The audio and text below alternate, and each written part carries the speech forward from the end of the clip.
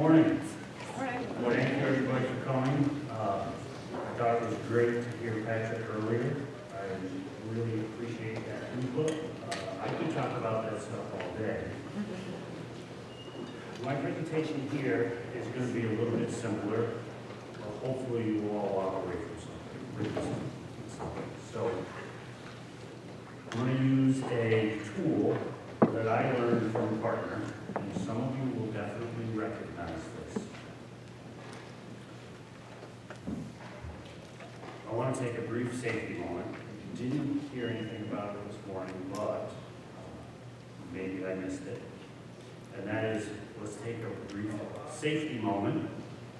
And since we're all gathered here to talk about in case of an emergency, I want everybody to look around and find the nearest emergency exit or open door for you at this time. Everybody got their door? Great. So thank you. I'm honored to be here today.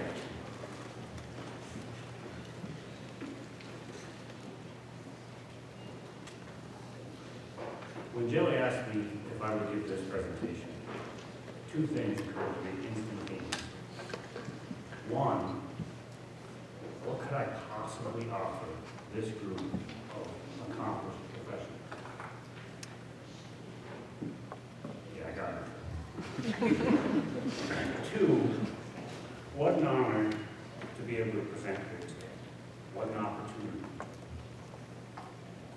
I thought a lot about the topics that I would address, and I knew there was one that I wanted to share with you all.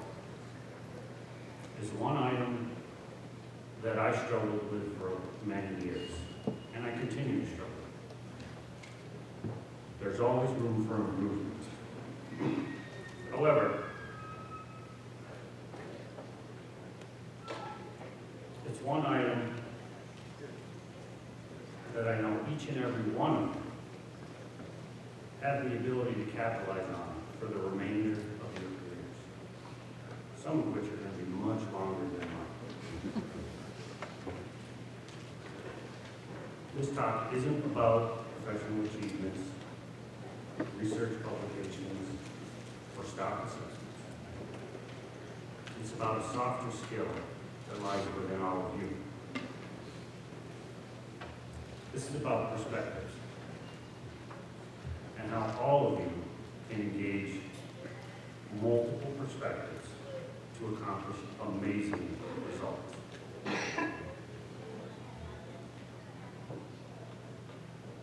When you engage multiple perspectives, you have the ability to impact fisheries resources across the Northeast and beyond. Take, for instance, there's a cricket frog biologist out here, turned supervising and managing fish. Not sure where they are. You could talk about the wetland habitat manager who turned inland section. These individuals know who they are. They all recognized an opportunity that opened the door for them. Those opportunities will come in all forms.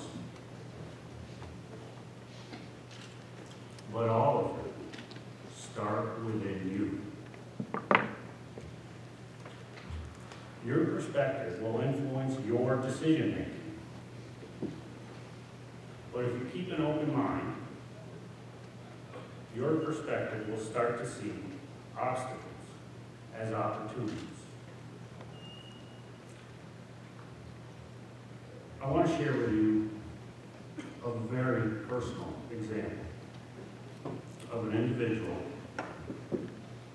that looked so long and so regretful upon a closed door that they could not see any other doors open.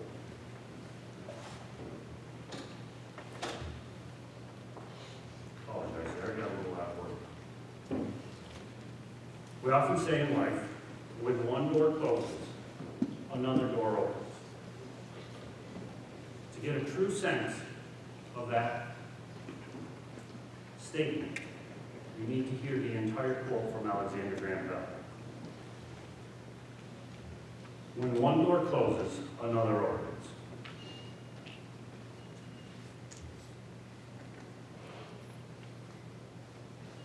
However, we often look so long and regretfully upon that closed door, we do not see the other doors which have opened for us. I want you to think of those two things, proverbial doors, as obstacles. A closed door is the obstacle, an open door is the opportunity. Take a look around the room. What do you see? Your colleague you sat down next to this morning, just like any other day at the office. The research associate that you see every day at the lab. The field technicians that you go out in the field with every day.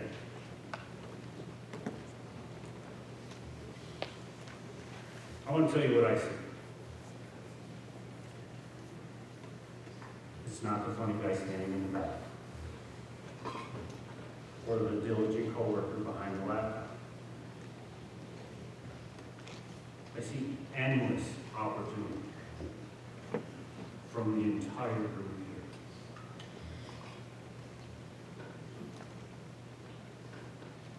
This is the opportunity for dedicated professionals to make monumental impacts.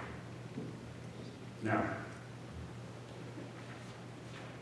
let me give you that very, very personal example. That's this guy. Was that not who you were expecting? Sorry, that's the wrong speed. This guy. This is John Speedy Gonzalez, or Vu Speedy, as I call him. Vu Speedy was a Portuguese immigrant from the Azore Islands, and my grandfather. He immigrated to the U.S. in 1955 with just a fourth grade education and a love for the sea. For those of you who don't know, my Portuguese background, Vu was grandfather. By the time I was lucky enough to call him Vu, he was a commercial fisherman out of the port of New Bedford, Massachusetts. He had his own fishing boat, a wooden commercial trawler named Speedy, dredging for scallops and fluke. As a one-man crew, his fishing boat was a serious floating OSHA violation. The boat was strewn with winches, cables, gears, and levers that allowed him to fish solo effectively. As a child, I idolized this man. As you can see, I look very enthusiastic of him. That's because this man always told me whale tales, as we call them, when he was home from multi-day fishing trips offshore. Stories of rough seas, giant catches, and unbelievable sunrises on the open ocean. These were the kind of stories we laughed together about while watching a cartoon episode of Popeye the Sailor. I didn't realize it, being only 6 to 10 years old at the time, but a door was closing on Vu Speedy. Yet he continued to look so long and so regretfully on that closing door. He never accepted even looking at other open doors.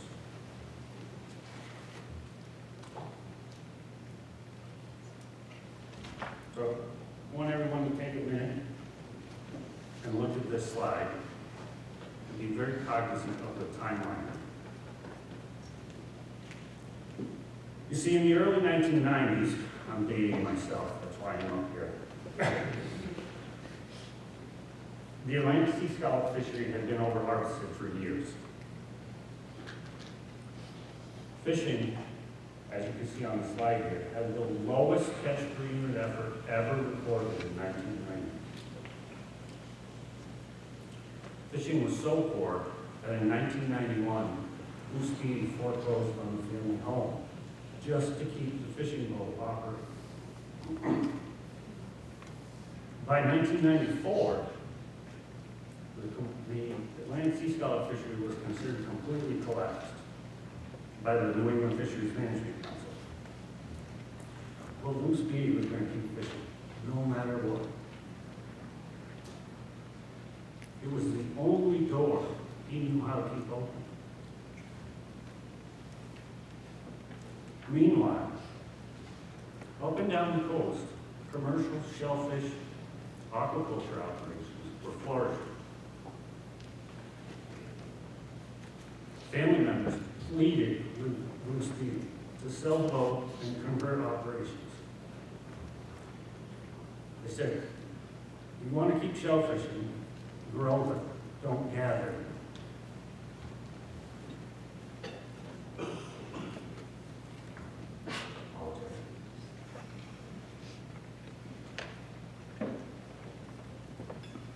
Years later, as I started to understand fisheries management science, this prior experience made me realize the struggles I had witnessed at an early age. Those struggles were partially the repercussions from collectively our management actions.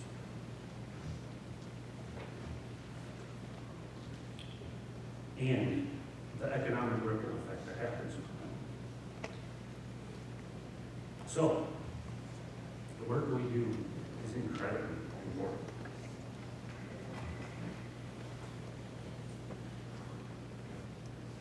The challenges we face as fisheries managers and researchers are diverse, dynamic, and difficult.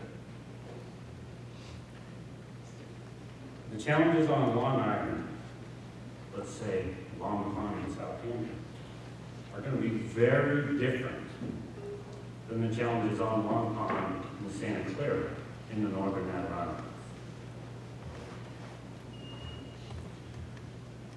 Can somebody over here give me an example of a challenge you face in your current workload? Not enough time.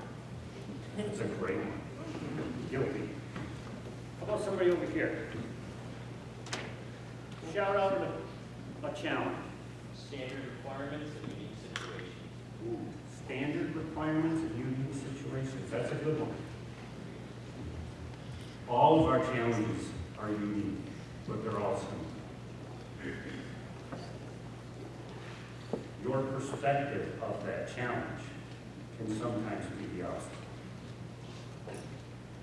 So, whether that challenge is water quality related, maybe it's aquatic invasive species, or recruitment, public access, funding shortages, the presenter before me, political headwinds, maybe it's legacy contaminant. All of these challenges will present obstacles or closed doors to you and your respective teams. However, that obstacle is just your perspective. You need to seek out and engage other perspectives. They're going to have that alternative perspective, but don't react to it. Rather, take the time to reflect and respond to that alternative perspective. You can open these doors through creative, collaborative, science-based solutions.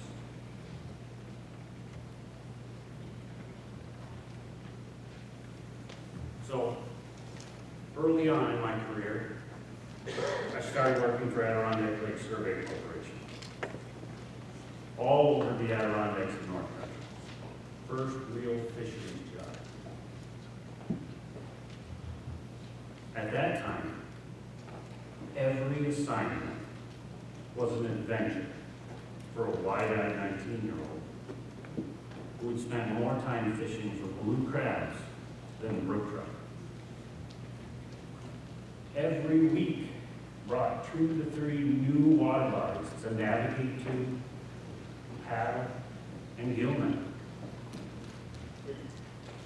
Every day was a new opportunity to experience uncharted territory while still accomplishing the research needs. Where's Jacob? I know he had the same thought, Lake Lytle. I can remember that first season going out in the field and saying, I can't believe they pay me to do this. Now that I've been living and working in that area for over 20 years, my perspective may have changed a little. However, that enthusiasm for a challenging adventure has never waned. Fast forward to my first role with DEC. Became a biologist with the Bureau of Habitat doing wetland delineations and site permit reviews. That same type of perspective ensued. Every wetland delineation, every project site review became an opportunity. An opportunity to make a difference for the wetland resources I was there to serve.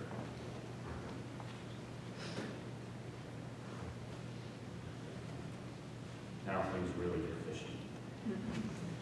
Later on, when I transferred to Region 5, I started wearing 2 hats.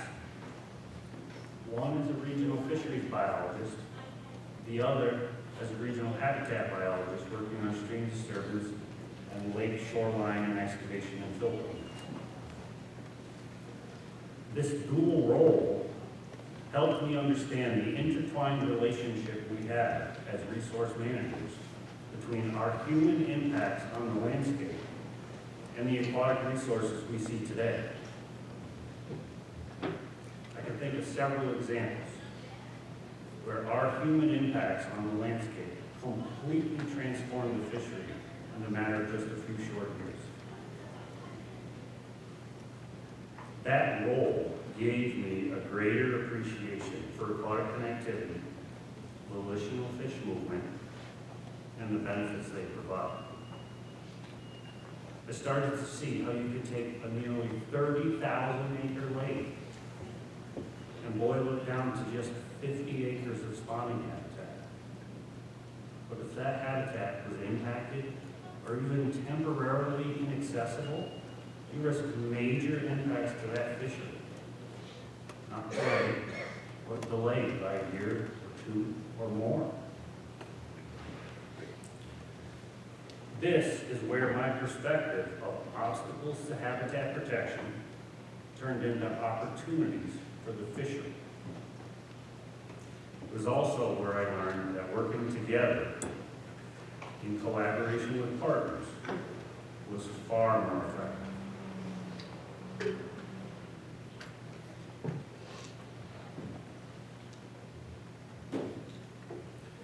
You see, DEC, we had to remain unbiased in our regulatory decisions. Well, we also recognize that some of these projects could be beneficial. We wanted to reward those who implemented beneficial projects. So call it a carrot or stick method of reward. I spent many days afield, side by side, with local, county, soil and water conservation district staff. They could help private, municipal, and nonprofit organizations with their projects. We could take the intent of using a hurdle or obstacle, the EC regulatory provision, and turn it into an opportunity through a general permit process that streamlined that permitting process. If it was a beneficial project with soil and water conservation district staff involved, it was expedited. If they weren't involved, it had to go the normal regulatory route. That was the carrot. Turn the obstacle into an opportunity. We could bring in soil and water staff who had the expertise for these projects and actually take a project that might be impacting of the fishery and bring their expertise in to oversee the project and make it a resource beneficial project, not an impact. And that happened at the forefront of the project's development and design, not as an afterthought. Now, sometimes this required creative solutions. It definitely caused some steep learning curves, myself included, but it often just needed a little different perspective.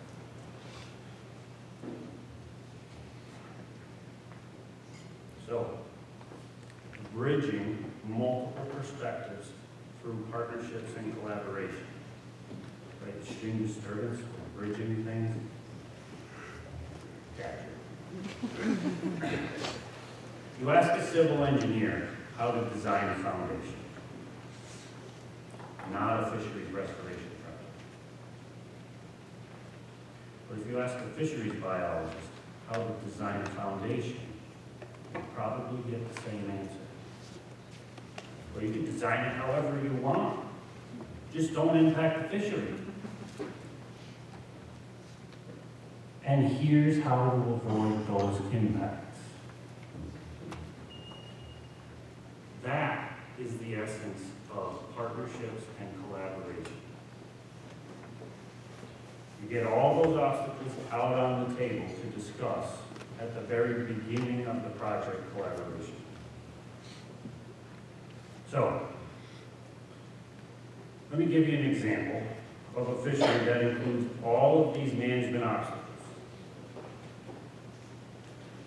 So many obstacles that you might wonder, what can we even do with this? Yet collaboratively, the great state of New York has the opportunity, with the help and hard work from many of you, to open so many more doors. This fishery is the impounded portion of the Upper Hudson River. A portion of river from Fort Edward to Federal Dam in Troy. It's 40 miles of the Hudson River and all its tributaries. So let's review some of the obstacles, because there's no shortage. There's definitely a lack of time. So one of them, and a big one, is water quantity. I won't even get into the water quality. But water quantity, because of all this location, the mighty Hudson River has largely been tamed. Through a multitude of flood storage reservoirs and hydropower impoundments, the river doesn't act like a river of this size. All the dams augment natural flows and any other associated fluvial geomorphic processes.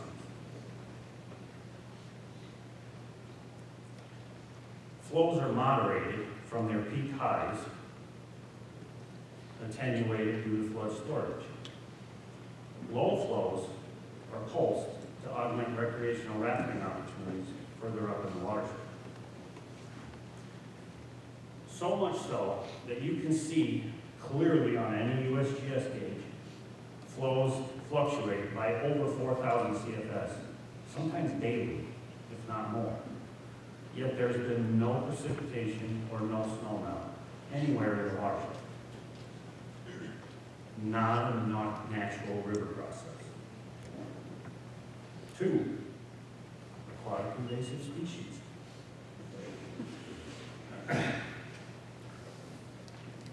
see, where's Anna? Lock C1, the current epicenter of the round goby invasion along the Lake Champlain Canal. Just 16 short miles over the ridge here. And that's not the only one. There's going to continue to be different AIS species that show up throughout our management timeframe.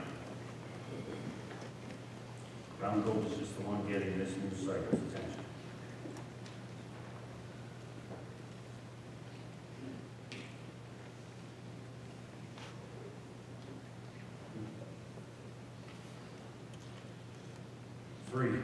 access. Some impoundments of this stretch of the river have fantastic access. Other portions have nearly none. However, this is improving because, as you'll see later on, as we talk about the PCB cleanups, the local communities are starting to see this recreational river as a benefit to their communities and no longer an obstacle. Let's not forget, as late as 1997, the river was completely closed to recreational fishing. Now, these local communities are seeing it as an economic benefit. For our current angling regulations, that entire stretch of the river, due to PCB contamination, is entirely catch and release. That's great for the age structure of some species. However, it does limit the number of tools we have as fisheries managers. 5, habitat and activity. It's in the main, impounded portion of the Hudson River. Let's just say volitional fish movement isn't great. It's limited at best. And lastly, the legacy environmental impacts. 1, PCB contamination. Granted, the remediation efforts have largely been completed. However, it did permanently alter large swaths of habitat through that portion of the river. And 2, the Lake Champlain Canal. It's only been there for, 200 years now? But with the channel alterations and dam and lock structures, we've permanently altered how that river behaves into perpetuity. How do we counteract that? So with all these challenges, it's very easy to say, well, what do you do with it? Can't really change very much. Well, that perspective is exactly how this plan came about through the Federal Energy Regulatory hydropower relicensing process. Let's just say, FERC and their hydropower relicensing process, which many of you are involved in, lays out this multi-year timeline of how an operator can get a license. See, back in September of 2015, a good friend and colleague, Rob Fiorentino, and I got an email out of the blue one. It was about a pre-application document questionnaire. So basically, the hydropower operator's first step in that process of asking resource agencies and potential interveners, are there any management plans? Are there survey information? Is there any information that they should be considering when including their pre-application documents to FERC? Step number 1.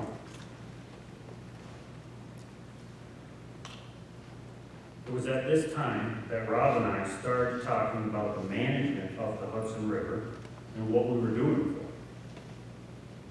We discussed all the challenges we listed earlier, but we didn't have a management plan, nor goals or objectives, or even baseline fisheries surveys for that component. But we discussed what limited information we had with our manager.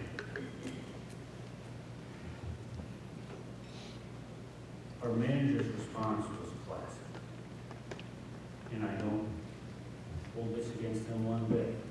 It was their perspective. We said, what do we do? He said, I don't worry about it. This will be easy. There isn't much to worry about here. Now, being relatively green to the FERC process at that point in my career, I took the bait, assumed this would be easy. Started casually strolling through this 5-year relicensing process. How naive. But it did represent the first opportunity we had to make a difference on this fishery. You see, this FERC license relicensing process walked both Rob and I through a very steep learning curve of not only the FERC process, but the aquatic resource we had largely been overlooked. We started realizing how deserving this Hudson River fishery was of our attention, and how many doors we could actually open through this regulatory process.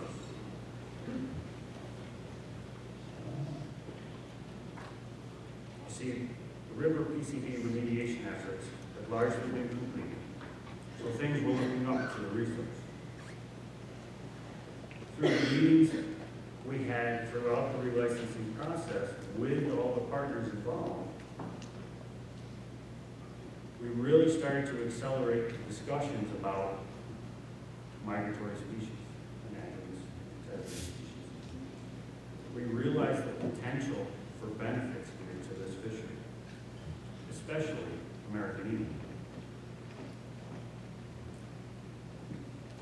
Now remember, our tools as managers are limited.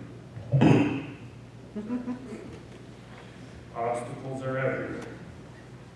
But we could get creative by working with partners involved. We had not only the licensee, but we had U.S. Fish and Wildlife Service, New York State Canal Corps, DEC, and Trout Unlimited, all at the table on behalf of the fisheries resource. That united effort had all of us advocating for this fishery in a positive direction. One that was previously closed for all fishing previously. Suddenly, the status quo